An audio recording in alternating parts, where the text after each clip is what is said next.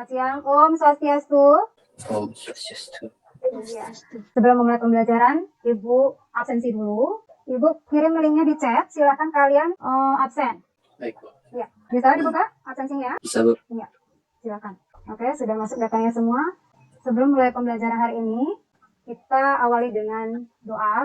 Semoga apa yang kita harapkan dalam proses pembelajaran ini bisa tercapai dan terlaksana dengan baik. Siapa yang mau pimpin doa? Saya aja, Bu. Ya, silakan Nina. Belum memulai pembelajaran, mari kita berdoa sesuai agama dan kepercayaan masing-masing. Berdoa dimulai.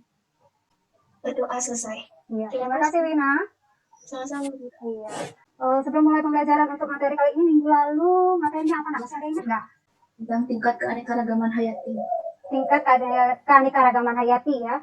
Di tingkat apa aja? Masih ingat? Ada tingkat gen, tingkat ekosistem, dan tingkat jenis. Tingkat gen, tingkat jenis, dan tingkat ekosistem. Oke. Bentar, izinkan Ibu share screen. Ada yang tahu ini gambar apa ya, Nak? Gambar A sama B. Iya, silakan satu-satu. Raise hand mungkin. Apa yang mau menjawab? Ya, Wina. Silakan. Burung cendrawasih, Bu. Burung yang A, burung dara. Yang B, burung cendrawasih. Enggak, jalak Bali. Jalak Bali. Ada yang punya pendapat berbeda? Silakan.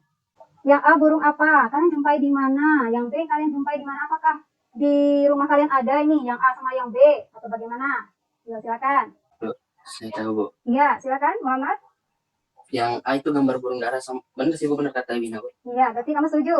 Yang A ini burung dara. Terus yang B? Yang jalak Bali. Jalak Bali. Dari burung dara atau merpati yang di sini kamu perhatikan apa? Di setiap rumah ada atau hanya di tempat tertentu kalian jumpai atau bagaimana? Dan yang B, jalak balinya kalian jumpai di mana saja? Atau di rumahmu juga ada? Silakan, ada yang bisa kasih pendapat ke Ibu? Muhammad lagi yang jawab nih. Yang lain. Iya. Ya Muhammad bisa, silakan. Kalau yang burung dara ini, saya sih selalu pernah lihat di daerah rumah-rumah tertentu juga. Kadang di jalan juga melihatnya gitu. Berarti jumlahnya banyak nggak? Lihat dari jumlah banyak? Kalau dari jumlah sih banyak, Bu, di daerah pasar gitu. Iya, di pasar banyak ya. Berarti ini bisa diperjualbelikan bebas atau bagaimana? Iya, Bu, bisa diperjualbelikan bebas dan juga bisa dibuat lomba itu juga burung itu berdarah. Oke. Kalau yang B bagaimana? Kalau yang B saya belum pernah melihat sih. Tidak pernah kamu jumpai? Belum. Di mana saja mungkin? Yang lain mungkin bisa? Salah satunya di kebun binatang pernah ke Bali Bird Park? Pernah, Bu. Pernah. Tadi belum dijawab itu jumpai. Berarti salah satunya ada di kebun binatang ya. Oke. Kita lanjut. Nah, ini pernah memperhatikan ini, Nak? Ini peta apa ya kira-kira? Peta Indonesia. Peta Indonesia ya. Tapi bedanya di sini. Perhatikan apa bedanya? Nah, Ibu tunjukkan nih. Garis khatulistiwa. Garis khatulistiwanya di mana? Ini ada garis apa? Nah, itu sudah ada keterangannya.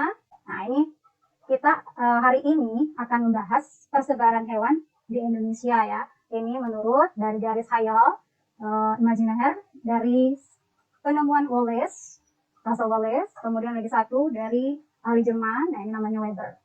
Nah, mau melakukan proses penelitian di awal, kemudian menentukan suatu kesimpulan bahwa persebarannya seperti ini. Nah, untuk melakukan penelitian ini lama, dari tahun 18-an ini ya terjadi, dan akhirnya seperti inilah yang kita dapat. Dan kita akan cari tahu seperti apa ciri khas karakteristiknya dalam proses pembelajaran hari ini ya.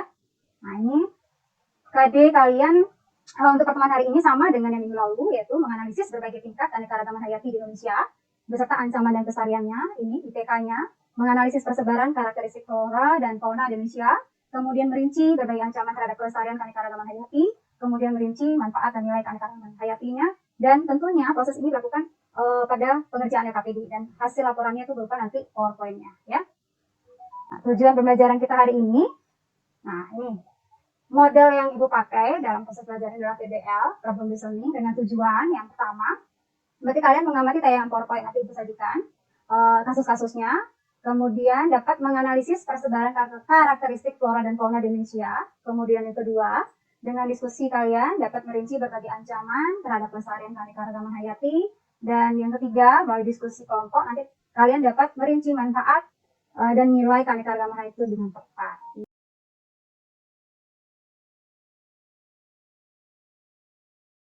Kita lanjut. Nah, ini Ibu punya kasus yang pertama. Disesuaikan dengan yang tadi pada persepsi yang Ibu lakukan menunjukkan bahwa peta persebaran koloni Indonesia. Nah ini ada berapa nih gambarnya, Nak? 6 gambar ya? Iya. Nah di sini kalian pada kasus 1 ini menentukan carilah informasi dari gambar di atas, aspek yang diamati dan menentukan nama organismenya. Nah ini kalian harus tahu nih ke-6-6-nya dan wilayah persebarannya. Ini tadi menurut garis yang tadi ya Abel sama Webernya. Ya. Kemudian, nah status konservasinya kalian mengikuti Undang-Undang Nomor 5 Tahun 1990. Nah itu apakah dia hewan ini dilindungi atau tidak? Nah itu kalian akan observasi. Itu untuk kelompok 1 ya, kasus 1-nya kelompok 1 dan kelompok 2. RKPD-nya sudah Ibu bagi di grup untuk menjawab. Nah di sini ada, kalian perhatikan bagaimana karakternya, tinggal kalian memasukkannya ke dalam tabel-tabel yang sudah ada di RKPD-nya. Kalian cocokkan itu hewannya apa. Nah karakteristiknya seperti ini. Ini untuk Australianya. Kemudian ini untuk fauna peralihannya. Kira-kira untuk kelompok 1 dan 2 ada yang mau ditanyakan mengenai tugasnya? Nggak ada sih, Bu. Nggak ada. Oke, kita lanjut. Nah, ini kasus yang kedua. Nah, di sini ada gambar 3. Ini proses hibridisasi. Kemudian ini adalah tentunya kerusakan hutan dan kerusakan laut. Dari 3 gambar ini, nah, kalian cari tahu bagaimana upaya atau usaha yang bisa kalian lakukan untuk melakukan kasus pelestarian dan dampaknya itu bagaimana. Kita lanjut kasus untuk kelompok 4. Nah, di sini ada 3 gambar. Dan dari 3 gambar ini, kita masuk pada bagaimana upaya melestarikan. Nah, ini untuk kasus 4 ini Ibu beri contoh manfaat dan nilai keanekaragaman hayatinya. Nah, bisa kalian cari di sekitar kalian. Nah, manfaatnya apa keanekaragaman hayati tersebut dan nilai yang terkandung. Untuk nilainya di sini, kalian bisa ada beberapa aspek. Ini pun sudah Ibu jabarkan pada materi ajar yang Ibu sudah kirim semalam. Nah, untuk berdiskusi, Ibu akan bimbing kalian satu persatu masuk ke breakout. Ya, nanti kalian di dalam breakout, Ibu kasih waktu 15 menit, berarti 15.05. Kalian akan kembali ke main group.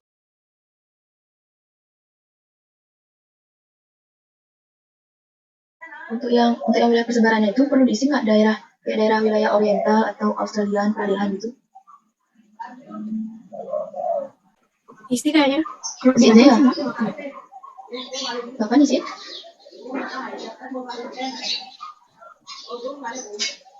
Diisiin boleh. Oke. Ada yang masalah untuk kelompok 1? Ada yang mau ditanyakan? Mumpung masih Ibu di sini di kelompok 1. Untuk wilayah persebarannya itu berdasarkan garis Wallace dan Weber, kayak daerah oriental, Australia gitu ya? Kamu sebutkan dulu pulaunya itu kamu jumpai di mana, kan gitu? Misalnya orangutan. Orangutan itu ada dijumpai di pulau A. Misalnya ada di Sumatera kan gitu? Iya. Nanti baru kamu kategorikan bahwa dia termasuk tipe fauna di oriental. Oke. Terima kasih, Bu. Lagi 2, tolong dimasukkan yang tadi burung dara atau merpatinya itu, sama lagi 1 burung balinya ya. Tambahkan lagi 2 itu. Supaya terlihat nanti, oh ini yang ini, yang tidak. Waktunya untuk kalian diskusi sudah habis. Kita lanjut kelompok 3. Siapa yang mau presentasi kelompok 3? Saya, Bu. Ya, silakan. Ya. Baik, Om Swastiastu, Ibu Guru dan teman-teman. Om Swastiastu. Pada kesempatan kali ini, saya mewakili kelompok 3 akan mempresentasikan mengenai hasil diskusi kami tentang keanekaragaman hayati. Sebelumnya, saya akan memperkenalkan kelompok 3 terlebih dahulu. Pertama, ada Dwi Mulyani Putri, absen 4.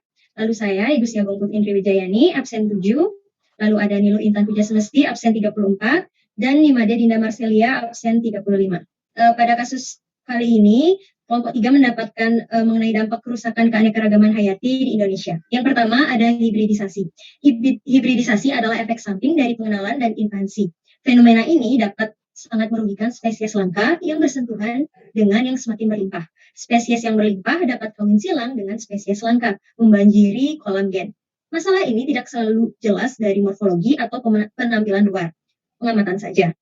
Beberapa tingkat arus gen adalah adaptasi normal dan tidak semua konstelasi gen dan genotip dapat dilestarikan. Namun hibridisasi dengan atau tanpa introgasi mungkin, namun mengancam keberadaan spesies langka. Dampak negatifnya seperti pada kebanyakan keturunan dengan kultur jaringan yang memiliki materi genetis yang sama akan mudah terkena penyakit dan merugikan petani serta peternak lokal yang mengandalkan reproduksi secara alami. Yang kedua, ada kerusakan hutan. Salah satu tindakan yang dapat merusak keanekaragaman hayati adalah penggundulan hutan. Penggundulan hutan dapat mengakibatkan kerusakan tumbuhan dan hilangnya habitat serta makanan hewan-hewan di hutan. Hewan di hutan akan mati. Hal tersebut akan berdampak pada menurunnya tingkat keanekaragaman hayati. Yang terakhir adalah kerusakan laut. Penyebab ancaman kerusakan ekosistem laut juga berasal dari adanya pencemaran limbah industri. Limbah industri yang tidak mempunyai pembuangan akan memiliki berbagai dampak, salah satunya berdampak pada ekosistem laut. Spesies atau jenis ekosistem laut hayati akan terancam punah, seperti ikan-ikan dan hewan laut lainnya akan cepat mati. Rusaknya terumbu karang dan masih banyak lagi. Ketika satu spesies yang banyak pindah ke sebuah ekosistem baru, maka mereka tidak akan berproduksi secara efektif seperti di ekosistem sebelumnya. Sekarang, jika akan membuat tanaman laut, maka harus menjamin bahwa organisme tersebut akan dilestarikan selamanya. Lalu, upaya pelestarian keanekaragaman hayati. Yang pertama, melakukan penghijauan atau reboisasi adalah pemulihan lahan yang rusak dengan cara menanam kembali tanaman atau pohon-pohon yang terdapat di wilayah sebelumnya. Yang kedua, yaitu melindungi dan menjaga habitat di hutan. Yang ketiga adalah menerapkan sistem tebang pilih, yaitu proses seleksi untuk menentukan pohon-pohon mana yang layak ditebang, sehingga jumlah pohon di wilayah tersebut tidak berkurang secara signifikan. Yang keempat adalah mencegah kebakaran hutan. Yang kelima, tidak membuang limbah sembarangan. Dan yang terakhir, tidak menggunakan jaring harimau saat menangkap ikan, yang bisa merusak ekosistem laut serta terumbu karang di laut tersebut. Sekian yang dapat saya sampaikan mengenai hasil laporan presentasi kelompok 3. Mohon maaf jika ada salah kata. Terima kasih atas waktu dan perhatiannya. Saya tutup dengan Parma Santi. Om Santi, Santi, Santi, Om. Ya, Om Santi, Santi, Santi, Om. Terima kasih ya, Bong. Presentasinya dengan desain yang bagus, ya. Oke, kasih aplaus dulu ya, Mbak Agung ya. Ya, kita semangat nih.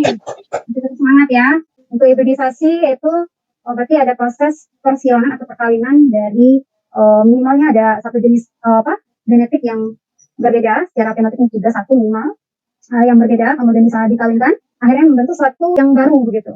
Nah, contohnya pada padi, nah, kalian tahu varietas dari padi, misalnya beras yang kalian konsumsi itu sangat banyak. Dan setiap saat ada terus penelitian dan penelitiannya. Nah, tadi Agung juga menyampaikan, itu berarti menurunkan keanekaragaman hayatinya atau justru meningkatkan jumlah keanekaragaman hayatinya. Nah, itu belum disampaikan tadi. Ada yang mau menambahkan jawabannya dari kelompok Agung? Silakan. Agung sendiri mau menambahkan itu ya? Ya, menurut saya itu membuat keanekaragaman hayati di Indonesia menurun, apalagi bagi petani dan peternak lokal yang mengandalkan reproduksi secara alami. Kita lanjut dari Pasifiknya. Apakah ada yang masih ingin ditanyakan mungkin? Karena hari ini tujuan pembelajaran kita mengetahui persebaran dan karakteristik dari flora dan fauna yang ada di Indonesia, kemudian upaya pelestarian serta nilai manfaat. Ada yang ditanyakan? Tidak ada, Bu. Sudah jelas semua? Sudah jelas semua ya? Sudah.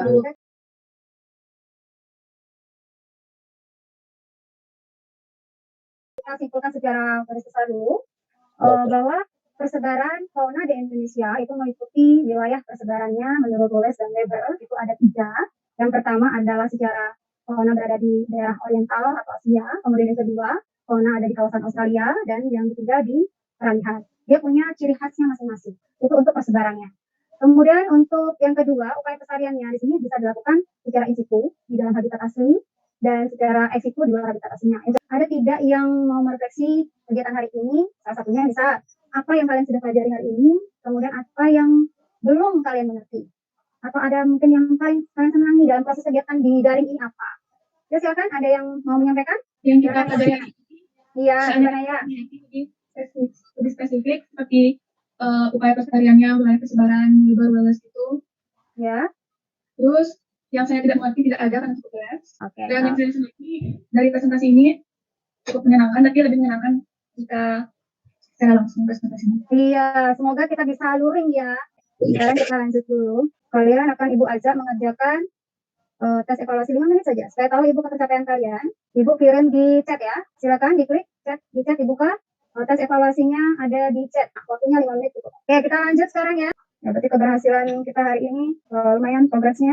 Di akhir pembelajaran, untuk pertemuan minggu depan, kita akan membahas struktur virus, ciri-cirinya, serta replikasinya. Ya, itu sudah masuk ke bab 3. Kita akan tutup pembelajaran kali ini. Dan di akhir kata Ibu mengucapkan terima kasih. Mohon maaf jika ada yang salah kata, mungkin sengaja atau tidak sengaja. Diakhiri dengan Pramana Santi. Dan sebelum Pramana Santi, kalian berdoa dulu.